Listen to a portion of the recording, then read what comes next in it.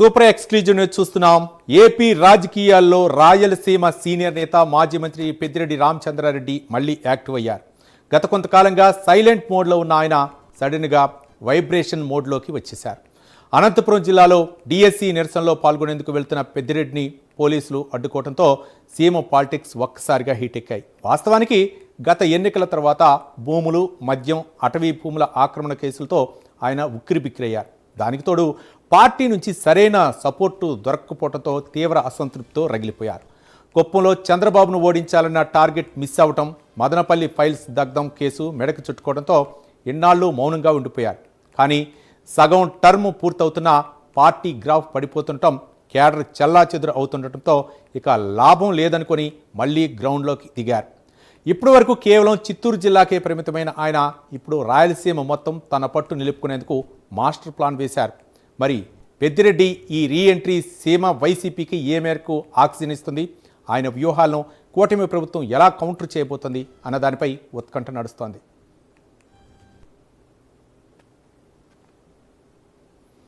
గత కొంతకాలంగా మాజీ మంత్రి పెద్దిరెడ్డి రామచంద్రారెడ్డి మౌనంగా ఉన్నారు వైసీపీలో. అయితే పార్టీ పరంగా కూడా కొంచెం సపోర్ట్ లేకపోవడంతో కొన్ని కేసుల నుంచి కూడా ఆయన ఎదుర్కొంటున్నటువంటి ఇబ్బందికర పరిస్థితులు ఇవన్నీ కూడా ఒక్కసారిగా ఆయనకి ఒత్తిడిలోకి గురిచేశాయి.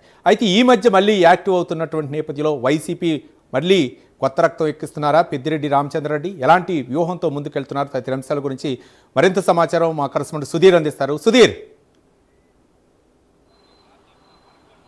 రైట్ రవి, ముఖ్యంగా చూసుకుంటే కనుక ఏదైతే ఏపీ రాజకీయాల్లో అలాగే రాయలసీమ జిల్లాలో సీనియర్గా నేతగా ఉన్నటువంటి పెద్దిరెడ్డి రామచంద్రారెడ్డి మళ్ళీ రాజకీయాల్లో కూడా యాక్టివ్ అవుతున్నారని చెప్పుకోవచ్చు. అయితే ముఖ్యంగా మనం చూసుకుంటే కనుక ఏదైతే రాష్ట్రంలో కుటుంబ ప్రభుత్వం ఏర్పడినప్పటి నుంచి కూడా పూర్తిస్థాయిలో కూడా దాదాపు మనం చూసుకుంటే కనుక ఏదైతే మదనపల్లి దగ్ధం ఫైల్స్ సంబంధించిన విషయం కావచ్చు, మరోపక్క ఏదైతే మద్యం సంబంధించిన కుంభకోణం కావచ్చు, మరోపక్క అటవీ భూములకు సంబంధించినటువంటి ఏదున్నాయి దీనికి సంబంధించి పూర్తిస్థాయిలో కూడా దాదాపుగా పెద్దిరెడ్డి మెడకు కూడా చుట్టుకున్న పరిస్థితి నెలకొందని చెప్పుకోవచ్చు. అయితే ఈ నేపథ్యంలో కూడా మనం చూసుకోవచ్చు మొన్నటి దినం కూడా ఏదైతే అనంతపూర్కి సంబంధించినటువంటి డిఎస్సికి సంబంధించిన దానిపైన కూడా ధర్నాల్లో పాల్గొనేందుకు కూడా ఆయన అయితే కనుక పూర్తిస్థాయిలో అనంతపురం జిల్లాకు వెళ్ళడం జరిగింది. ఈ నేపథ్యంలో కూడా అక్కడ పోలీసులు అయితే కనుక ఆయన అడ్డుకోవడం జరిగింది. ఆయన అనంతపురం కూడా పంపించకుండా మళ్ళీ తిరిగి అక్కడి నుంచి పంపించడం జరిగింది. మరోపక్క ఆయన దాదాపుగా ఖచ్చితంగా అనంతపురం వెళ్ళి తీరాలనే నేపథ్యంలో కూడా అక్కడ పోలీసులు పంపించిన నేపథ్యంలో కూడా ఒక్కసారిగా రాజకీయాలు మరోసారి హీట్ ఎక్కాయని చెప్పుకోవచ్చు. ముఖ్యంగా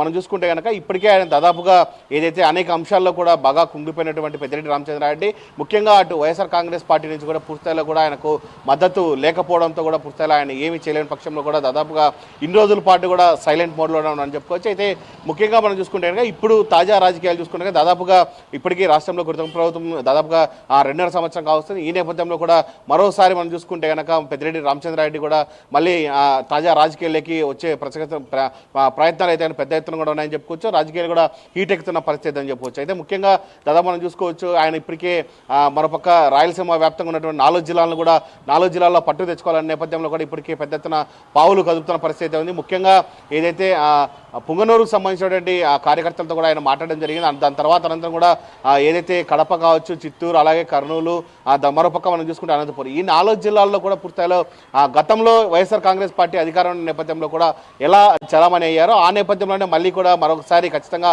ఈ 4 జిల్లాల్లో కూడా ఆయన గ్రాఫ్ పెంచుకునేందుకు కూడా పెద్ద ఎత్తున కూడా పావులు కలుపుతున్నారని చెప్పుకోవచ్చు. ఇప్పటికే వైఎస్ఆర్ కాంగ్రెస్ పార్టీ కూడా ఆయన ఏదైతే చేసినటువంటి 4 జిల్లాల్లో హ్యాండ్ ఓవర్ తీసుకునే నేపథ్యంలో కూడా ఆయనకు మద్దతు ఇస్తుందా లేదా అన్న దానిపైన కూడా పెద్ద ఎత్తున కూడా చర్చ జరుగుతున్న పరిస్థితి నెలకొందని చెప్పుకోవచ్చు. మరోపక్క ఇప్పటికే మనం చూసుకోవచ్చు రాష్ట్రంలో కుటుంబ ప్రభుత్వం కూడా దాదాపుగా అనేక అంశాల్లో కూడా పూర్తిస్థాయిలో దూసుకుపోతున్న పరిస్థితి ఉంది.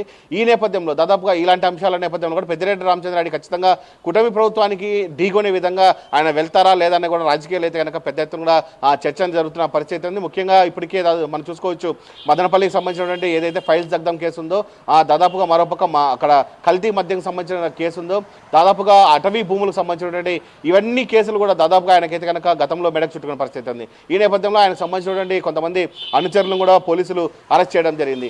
అలాంటి సైలెంట్ మోడ్లో ఉన్నటువంటి పెద్దిరెడ్డి రామచంద్రారెడ్డి ఇప్పుడు ఒక్కసారిగా దాదాపుగా యాక్టివ్ పాలిటిక్స్కు మళ్ళీ రెడీ అని చెప్పుకోవచ్చు. ఈ నేపథ్యంలో కుటుంబంలో కూడా దాదాపుగా పెద్దిరెడ్డి మళ్ళీ యాక్టివ్ పాలిటిక్స్కి వస్తున్న నేపథ్యంలో కూడా కుటుంబంలో కూడా పెద్ద ఎత్తున చర్చ నడుస్తున్న పరిస్థితి అని చెప్పుకోవచ్చు. అయితే ముఖ్యంగా పెద్దిరెడ్డి రామచంద్రారెడ్డి 4 జిల్లాలను తీసుకుంటే కనుక రాజకీయాలు ఏ విధంగా ఉండబోతున్నాయి ఏంటని దానిపైన కూడా ఏపీ రాజకీయాలు అయితే కనుక పెద్ద ఎత్తున కూడా కూడా ఆసక్తికరంగా ఉన్న పరిస్థితి నెలకొందని చెప్పుకోవచ్చు రవి మనం.